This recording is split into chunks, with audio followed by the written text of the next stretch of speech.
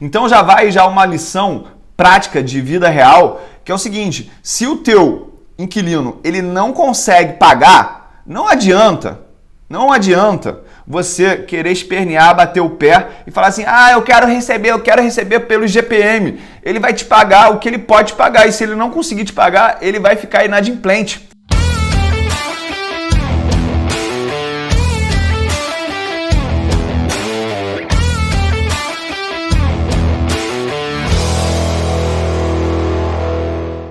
Sejam todos bem-vindos ao nosso podcast Bastidores da Bolsa, episódio 9. Hoje a gente está aqui para debater e explicar para vocês a dinâmica dos fundos imobiliários, que são uma ótima porta de entrada para quem quer começar no mercado financeiro, principalmente por ser um meio mais palatável da gente entender a dinâmica e ser uma forma mais simples da gente começar a investir e entender qual o meio que a gente quer utilizar para investir em imóveis. E hoje a gente está aqui no nosso formato para conversar sobre os fundos imobiliários. Fala, Vini, tudo bom? Boa tarde aí, todo mundo. Estamos falando aqui de dois países diferentes. Essa semana eu tô diretamente de Dubai, nos Emirados Árabes, mas a gente está aqui mantendo o nosso compromisso com a comunidade Start Milionário e eu estou muito feliz de estar falando sobre fundos imobiliários.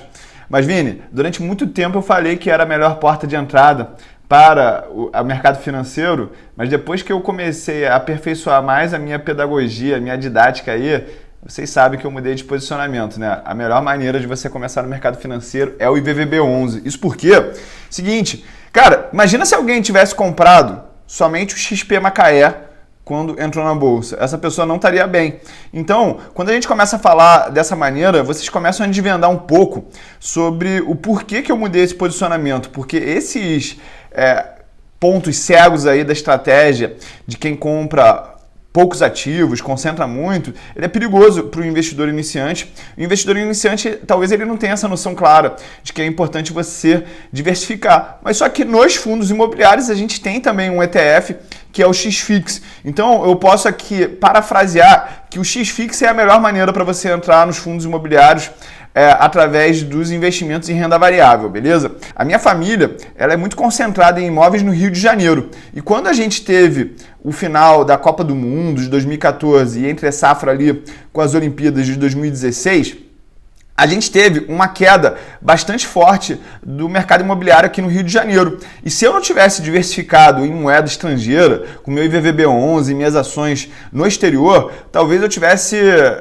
andado muito para trás em termos de patrimônio por esse excesso de concentração de exposição, né? Então, já falo aqui para todo mundo, fundos imobiliários é bom, eu gosto muito da relação de retorno e risco que eles oferecem e é por isso que a gente está falando deles aqui, a gente vai explorar mais esse assunto, mas de maneira nenhuma eu estou falando para você ficar com a tua carteira de investimentos totalmente em fundos imobiliários.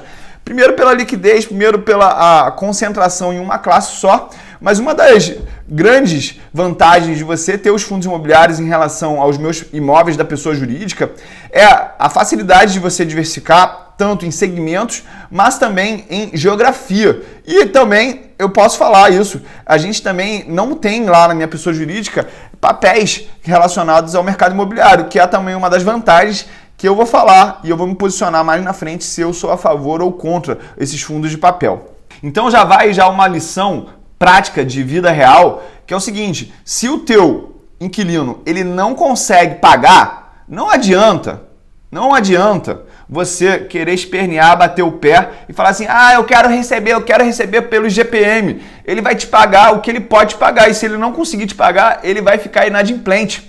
E o problema dos fundos de papel é exatamente isso, porque quando eu tenho um inquilino que ele não consegue pagar pelo IGPM, Vini, pelo menos eu tenho o imóvel ainda, quando eu tenho o ativo de tijolo. Mas quando eu tenho o ativo de papel e ele começa a não performar, não cumprir as obrigações contratuais, o que eu vou fazer? Eu vou atrás do quê? Tem umas garantias aí que você pode ter atrás de alguns ativos lastreados de papel, mas isso aí já é um problema, porque você tem que correr atrás de advogado. E tem uma filosofia que meu pai me ensinou, que é o seguinte: a partir do momento que você botou o advogado na jogada, você já está perdendo, tá? Concordo 1000% com isso. E essa questão de falar, estou lastreado no GPM, quando a gente compra um título de papel, tem um risco muito intrínseco aí. Porque, cara, beleza, tá lastreado no GPM. Como você me falou, se não for pagar, não vai pagar no mesmo assim. Então, o cara que ele tá se lastreando numa coisa que não é garantia, até porque não existe garantia de nada, ele tá se iludindo e o controle de risco dele vai estar em cima disso, né? E quando você falou aí de fundo de renda, eu acredito que é aí que está a maior oportunidade. Porque quando eu coloco meu dinheiro em fundo imobiliário, o meu objetivo é obter dividendos a partir daquilo e renda. Então, eu não quero obter renda de uma coisa tão imprevisível como um fundo de desenvolvimento, como você mesmo falou. E quando a gente está falando de empresa versus fundo imobiliário, essa é a grande diferença. Porque um pode se alavancar e o outro não.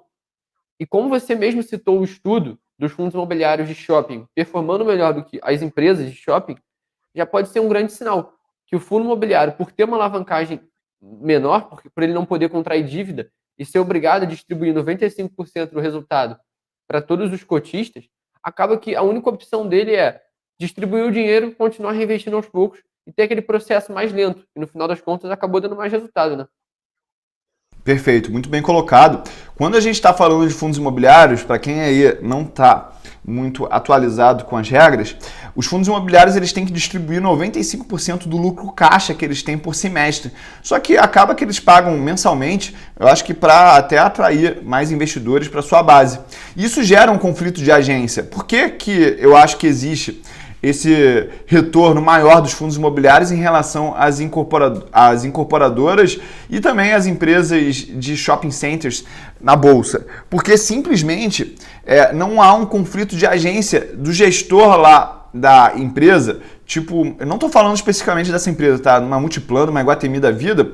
Esses caras, eles querem ter um reino cada vez maior. Eu quero ter 20 shoppings, eu quero ter 30 shoppings, eu quero mandar pra caramba, ter muito funcionário. Isso é um conflito de agência já documentado nos artigos acadêmicos. E aí, nos fundos imobiliários, como eles não têm essa alternativa, eles acabam gerando menos conflito. E aí, para os fundos imobiliários crescerem, eles têm que fazer a emissão de novas cotas. O que é a emissão de novas cotas? Eu falo assim, gente, vi um imóvel ali na Avenida das Américas, que é uma avenida aqui super valorizada, que é onde tem o Barra Shopping, no Rio de Janeiro, na Barra da Tijuca, que é onde eu e Vini a gente mora.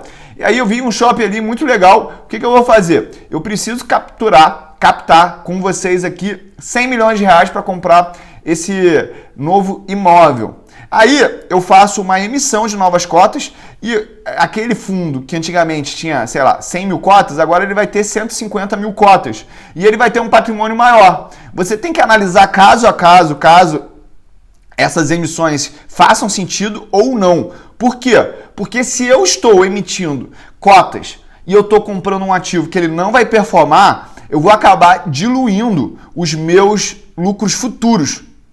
Caso eu faça a compra, a emissão de novas cotas e compre ativos que vão se valorizar, eu posso gerar ganhos com isso. Até porque tem alguns fundos que eles são extremamente concentrados. E aí, quando você compra novos imóveis, você está trazendo uma maior previsibilidade para o pagamento dos dividendos e você está diminuindo também os riscos desse fundo. Ou seja, você tem que analisar caso a caso. Eu não sou dessa pessoa de ficar comprando todas as emissões, porque imagina que quando você está comprando uma nova emissão, você está decidindo fazer um novo aporte naquele ativo. E nem sempre o timing da emissão é o timing da atratividade daquele fundo. Ou seja, tem vezes que eu quero fazer outras coisas com o meu dinheiro.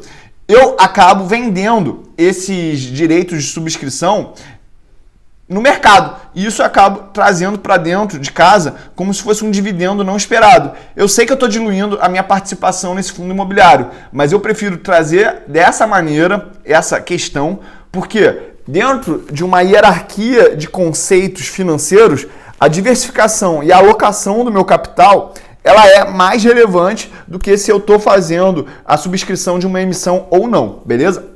Concordo muito com isso. E eu vejo muita gente, vai ter emissão, eu vou entrar porque eu acho que tá barato e tudo mais. E eu acho um péssimo sinal o fundo que faz muita emissão. Pensava que era só eu que acreditava nisso, porque tem uma armadilha muito grande nisso. Porque realmente, quando o cara vai lá e te dá os direitos de subscrição, e muitas das vezes vai acabar instigando na pessoa a vontade de comprar mais um pouco daquele fundo. Porque fica na cabeça dela, envezado, que tá descontado, vou aumentar minha posição para não ficar diluído. Eu acho um péssimo sinal, porque se o cara tá emitindo, em alguma hora você vai ficar com uma posição suficientemente pequena. Então, eu acho muito importante tomar cuidado com essa questão aí das emissões.